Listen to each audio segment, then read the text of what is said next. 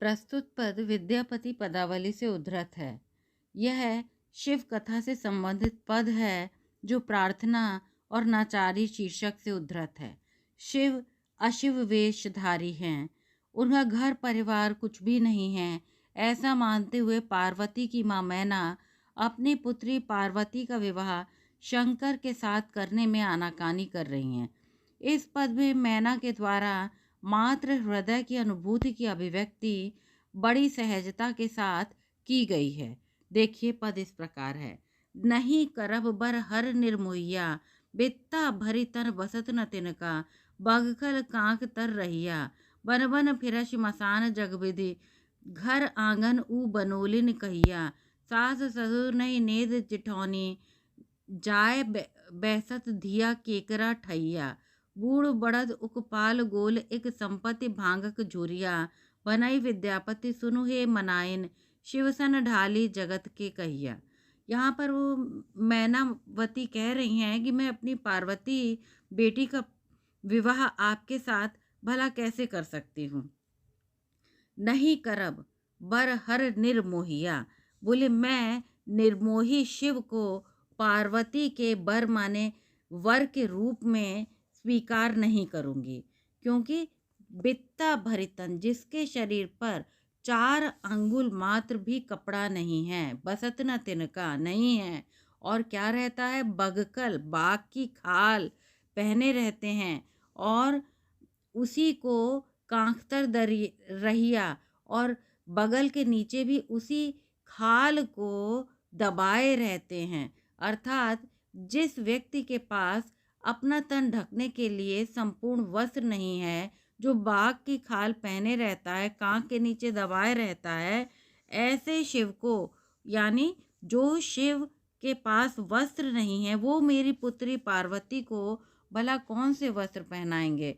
बन बन फिरसी मसान जगावे थे, वो कहते हैं कि मेरी पुत्री पार्वती भला रहेगी कहाँ। बन बन फिरसी, वो तो वन वन में घूमते हैं और शमशान में मसान जगाते हैं, शमशान में जगाते हैं, स्मरण जगाते हैं, और अडंग भडंग यानी भांग धतूरा खाते हुए वन में इधर उधर घूमते हैं।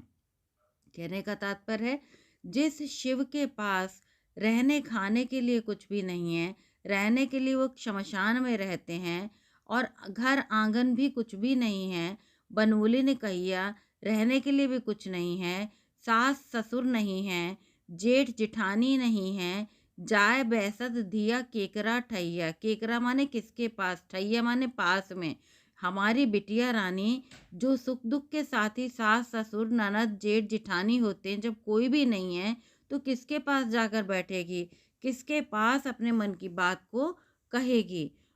और वो कहते हैं कि ये जो है बूढ़ बड़द उकपाल गोल एक संपत्ति भांगक ढैया, वो कह रहे हैं कि शंकर के पास कोई चल अचल संपत्ति नहीं है।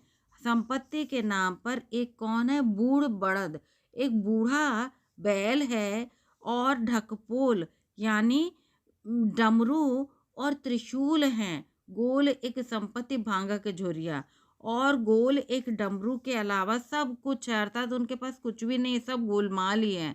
उनके पास संपत्ति के नाम पर भांग एक झोरी या एक थैली में अवश्य है। विद्यापति कहती हैं कि ऐसे औघड़ के पास मैं अपनी पुत्री को कैसे भेज सकती हूँ, जिसके पास न घर है, न द्वार है, कुछ भी नहीं है।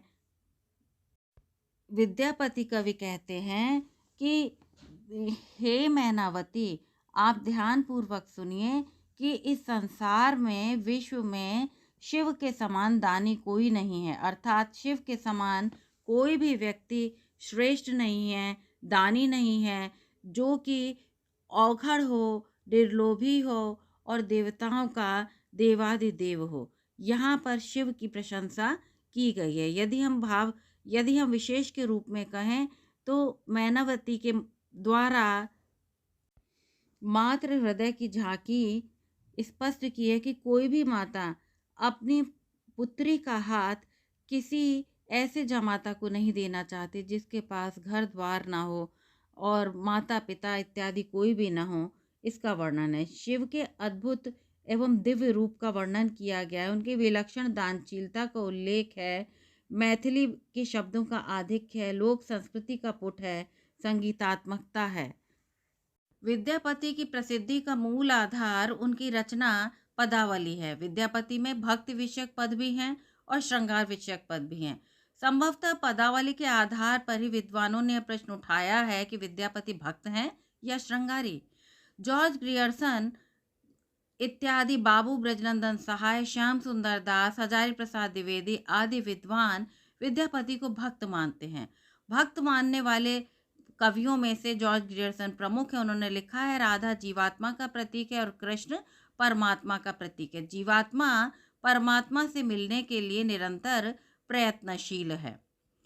इसी प्रकार श्रृंगारिक कवि के रूप में मानने वाले कवियों में से हैं आलोचकों में से हैं हरप्रसाद शास्त्री, आचार्य शुक्ल, बाबूराम सक्सेना, रामवृक्ष बेनीपुरी, सुभद्रा झा, डॉक्टर राम कुमार वर्मा, बच्चन सिंह जैसे विद्वान उन्हें श्रृंगारिक कवि मानते हैं। आचार्य शुक्ल की तीखी आलोचना है कि आध्यात्मिक रंग के चश्मे आजकल बहुत सस्ते हो गए हैं। उन्हें चढ़ाकर जैसे कुछ लोगों ने गीत गोविंद को आध्यात्मिक संकेत बताया, वैसे ही विद्यापति के इन पदों को भी। निराला विद्यापति के काव्य को नागिन की लहर कहते हैं और बच्चन सिंह खजुराहो की मंदिरों वाली आध्यात्मिकता बताते हैं। अर्थात लोगों ने अलग अलग रूप से अलग अलग उनके पदावली को बताया है। कुछ विद्वानों के प्रमुख कथन इस प्रकार हैं। श्रृंगार रस के कोई उन्हें वाक कवि कहता है, रस सिद्ध कवि कहता है, कोई नागिन की लहर कहता है। निराला जी और कई उपाधियों से विभूषित किया है, जो अभिनव जयदेव, कवि शेखर, कवि कंठहार, नवकवि शेखर, खेलन कवि, दशावधान, पंचानन, मैथिल कोकिल विद्यापति इत्यादि कई सारे नाम उनको दिए गए हैं। यदि आपको मेरे द्वारा पढ़ाया गया यह पद अच्छा लगा हो तो कृपया चैनल को लाइक, शेयर और सब्सक्राइब अवश्य कीजिए। धन्यवाद।